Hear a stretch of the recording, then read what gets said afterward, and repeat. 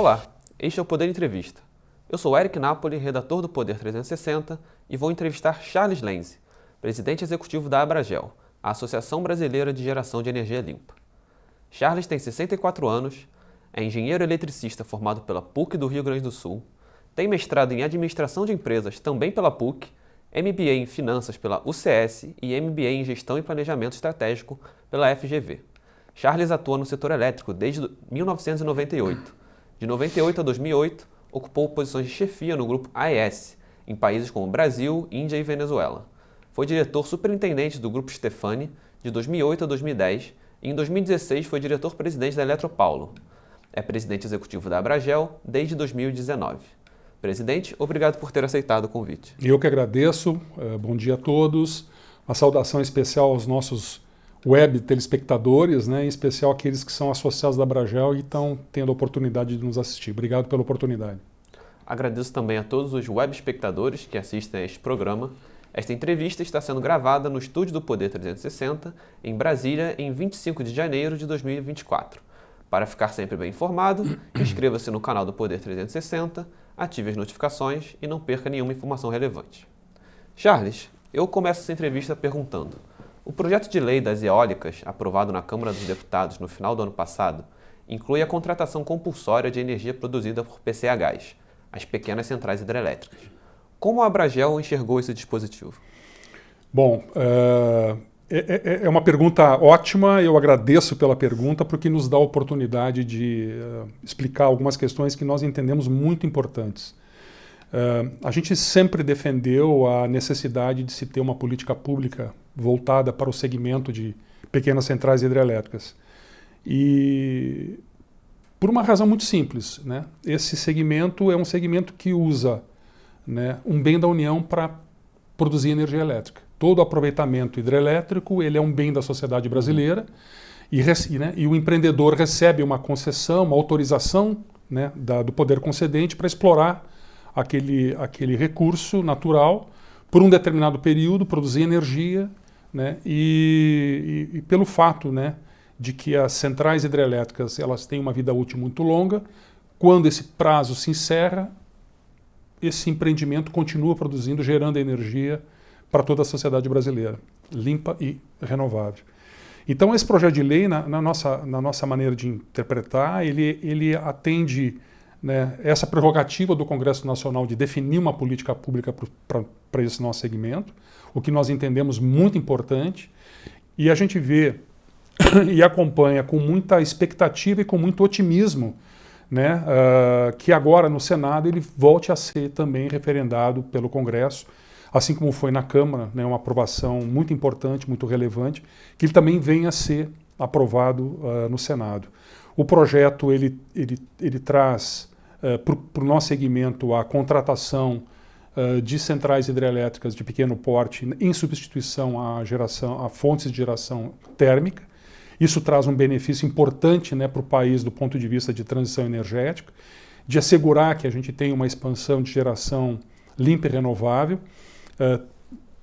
Sem dúvida nenhuma, uma série de outros benefícios para um conjunto de comunidades onde esses empreendimentos vão ser instalados, como geração de emprego, melhoria da qualidade de vida das comunidades, uma série de questões. E também, vamos dizer assim, quando a gente faz a comparação do ponto de vista de custos, da inserção das PCHs vis-à-vis as térmicas e usando como dado de comparação os últimos leilões e o preço de leilão que foram praticados no mercado, a gente percebe que há um benefício para o consumidor brasileiro no sentido de que a fonte de geração de PCH é uma fonte mais barata do que as fontes térmicas. Então a gente vê com muita ansiedade, com muito otimismo, que esse projeto de fato seja referendado pelo Senado e que a gente possa, vamos dizer assim, concretizar essa política pública na forma de uma lei. O governo se caracterizou no primeiro ano do novo mandato de Lula pelo forte discurso em favor das fontes de geração de energias renováveis. Contudo, ao contrário da eólica e da solar, pouco se falou no desenvolvimento de pequenas centrais hidrelétricas. Por que existe essa preferência em relação às eólicas e solares em detrimento das hidrelétricas? Essa questão não é fácil de responder.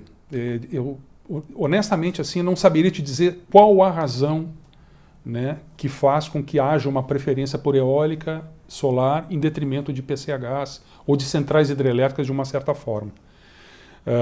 No nosso país, a gente iniciou o desenvolvimento de geração de energia através das hidrelétricas.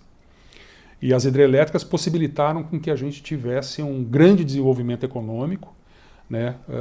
Houve um momento em que o Brasil apostou em grandes hidrelétricas, construímos usinas com grandes reservatórios, muito importantes, né, para garantir a confiabilidade e a segurança do abastecimento. Hoje, vamos dizer assim, há mais de 20 anos a gente não consegue implementar uma usina hidrelétrica no Brasil de grande porte com reservatório. Antigamente a gente comentava que os nossos reservatórios eles eram plurianuais. Ou seja, tinham capacidade de gerar e abastecer a geração de energia elétrica por vários anos. Hoje não é assim. Hoje a gente tem uma situação de crises hídricas, como a gente já enfrentou no passado, onde os nossos reservatórios não têm capacidade de grande acúmulo quer dizer, de manter, vamos dizer assim, um regime de geração por muito tempo. Talvez semanas, talvez alguns meses, mas certamente não por anos como era no passado.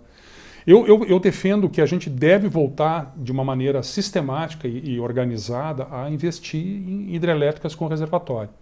Porque isso é muito importante, não só para o setor hidrelétrico, mas é importante para o país.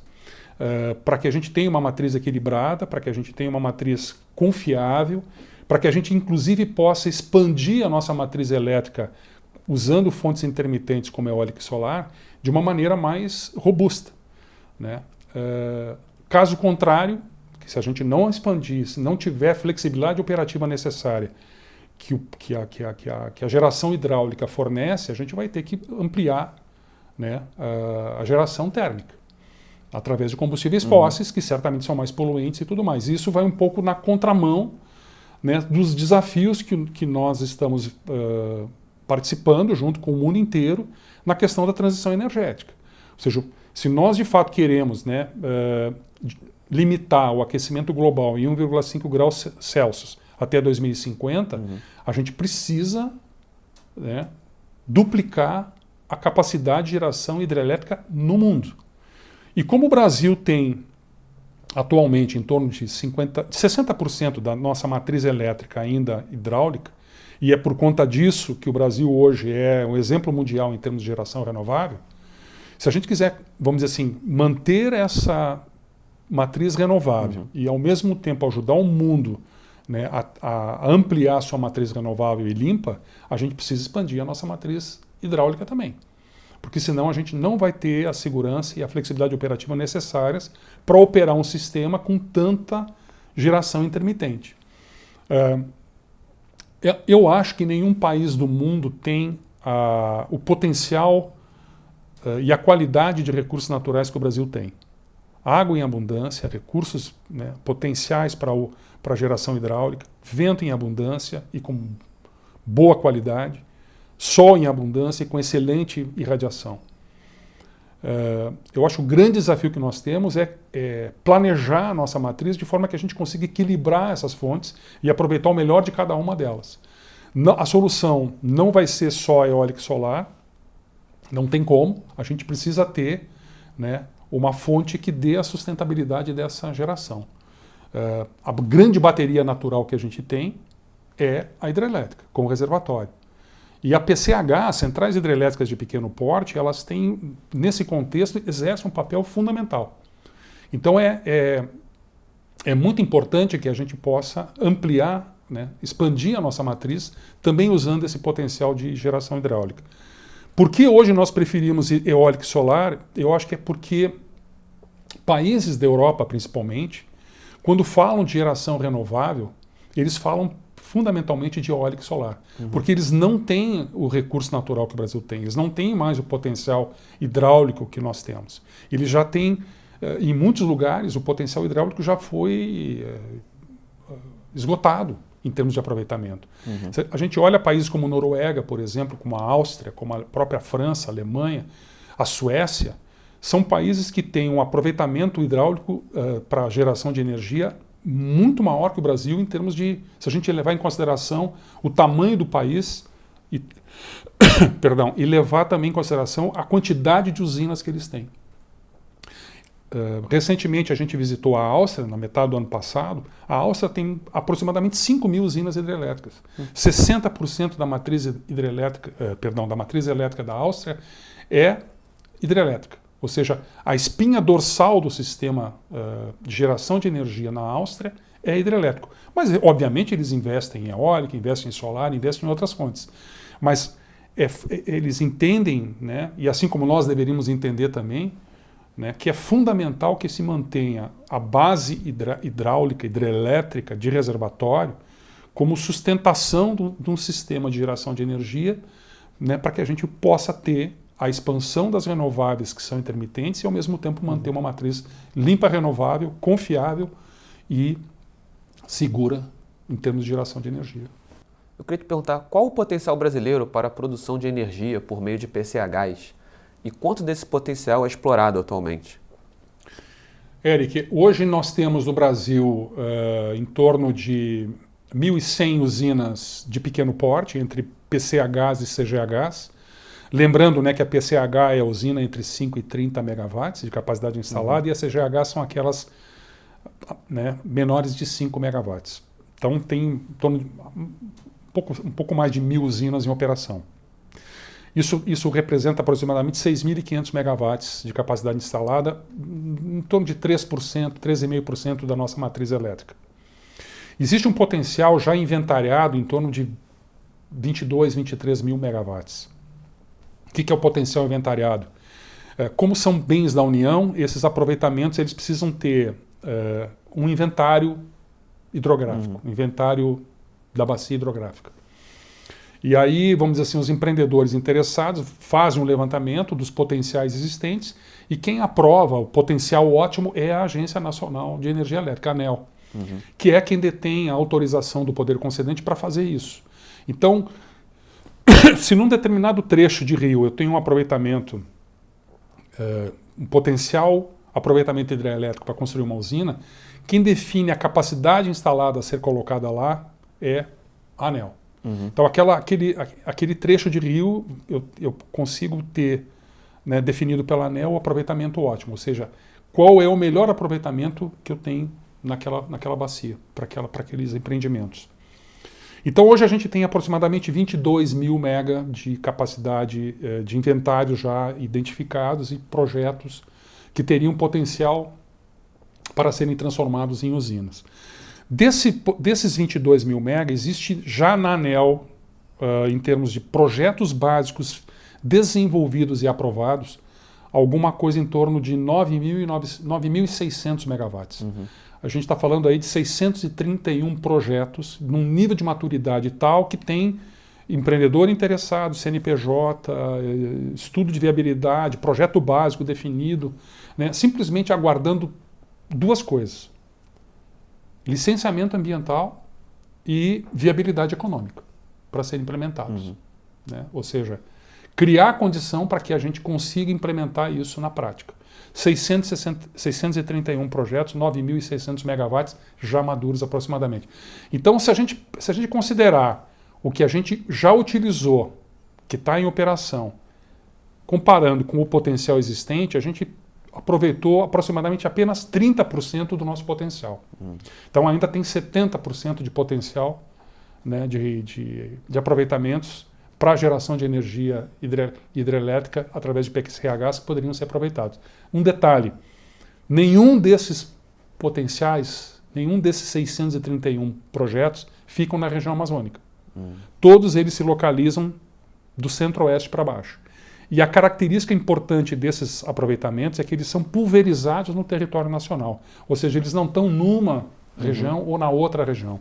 Eles estão no centro-oeste, eles estão no sudeste, eles estão na região sul, né? Então, situados próximos dos centros de carga, e isso traz uma vantagem enorme para o sistema elétrico, que é o fato de você não precisar construir linha de transmissão.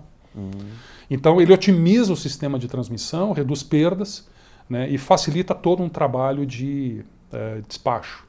Né? Então, o estar próximo do centro de carga tem uma vantagem muito importante para o sistema elétrico. Tá? Então, além de todas as outras questões importantes né, da geração limpa, renovável, sustentável, né, que esses empreendimentos têm. Então, em linhas gerais, hoje a gente aproveita apenas 30% do nosso potencial. E de que forma o Brasil pode estimular a implantação dessas pequenas centrais hidrelétricas para a gente atingir algo mais próximo, digamos, de 50, 60, assim, num médio prazo? Eu acredito que existem duas coisas. Uma coisa fundamental que eu vejo, que é exatamente a implementação de políticas públicas. Né? E eu acredito muito nessa questão de que é um segmento que precisa, de fato, ter essa prerrogativa, vamos dizer assim, do governo central, do Congresso Nacional, no sentido de que se tenha, de fato, uma política pública voltada para esse segmento. Né? É um segmento diferenciado, né? Conforme eu comentei, é o único que utiliza bens da União, tem um processo de trabalho, de aprovação, de implementação, um ciclo de desenvolvimento muito mais complexo do que qualquer outra fonte, em vista das suas particularidades.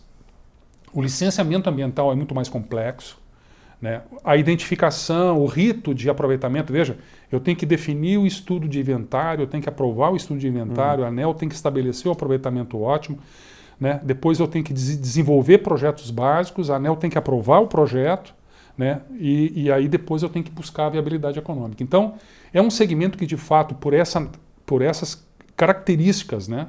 Detalhe, todo segmento, todos esses projetos, todos esses estudos de viabilidade são feitos com dinheiro do investidor, do empreendedor. Não tem dinheiro do contribuinte, não tem dinheiro do Estado, né? Não tem dinheiro do governo. Então é um empreendedor que é interessado, que está apostando e investindo na viabilização desses projetos. Hoje a gente estima que o ciclo de desenvolvimento é da ordem de 10 a 12 anos, o que, convenhamos, é muito longo para um projeto de geração de energia. 10 a 12 anos para você identificar o potencial, desenvolver todos os estudos necessários e ver, né, o início da obra, tá? A construção do empreendimento. Então, eu vejo que é fundamental que a gente tenha uma visão de política pública para isso, que os órgãos reguladores também enxerguem, né, olhando para esse potencial, para a importância que esse segmento tem dentro desse contexto. Primeiro, transição energética e geração de energia limpa e renovável, né, não que facilidades, mas eu digo assim, que novos olhares eu tenho que dar para esse segmento no sentido de viabilizar, torná-lo mais viável do ponto de vista de concretizar os projetos, e também no sentido de que são fundamentais para que a gente consiga atingir as nossas metas de transição e descarbonização. Né? Ou seja, para que eu continue tendo uma matriz limpa e renovável, né, é fundamental que a gente continue expandindo a nossa geração hidráulica. Então, eu vejo que a grande questão é essa. Quando a gente olha, quando a gente compara os custos, né, dos projetos e o impacto que cada fonte de geração tem na tarifa que os consumidores pagam, e aí a gente olha, vamos dizer, todas as fontes, né, e olhando pelo lado de que não só olhando a questão do preço do leilão, que mais ou menos reflete custos de construção e algumas outras coisas, dividido pelos megawatts que eu vou produzir, mas olhando em relação a todo o conjunto de gastos e custos que são acarretados, né, no sistema e que acabam impactando a tarifa do consumidor, eu não tenho dúvida de dizer, Eric, que a PCH é uma das fontes mais competitivas do Brasil.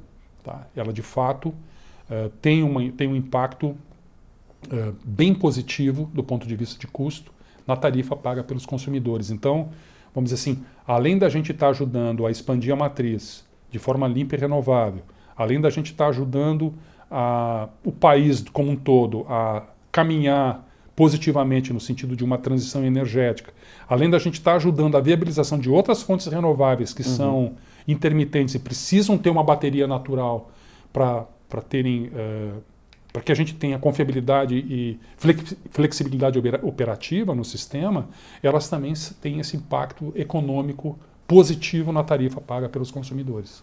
E existe alguma vantagem em relação aos empregos gerados nas PCHs em comparação com as eólicas e solares, que muitas vezes o equipamento vem importado do exterior?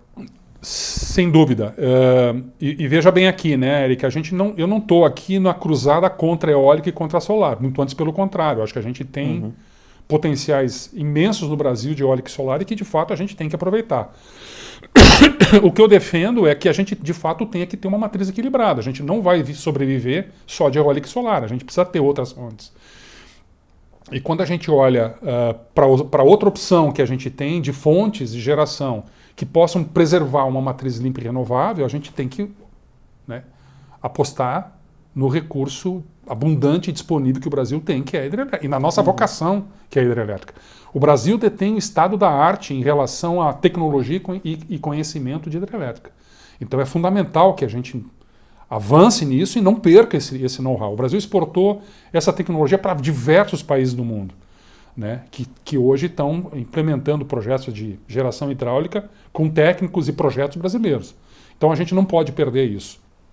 Do ponto de vista de geração de emprego, o fato da PCH, da hidrelétrica como um todo, ter, né, um componente importante de construção civil por conta das barragens, né, ela tem uma geração de emprego superior à eólica e solar. Eu diria até 3 a 4 vezes acima que a geração eólica e solar.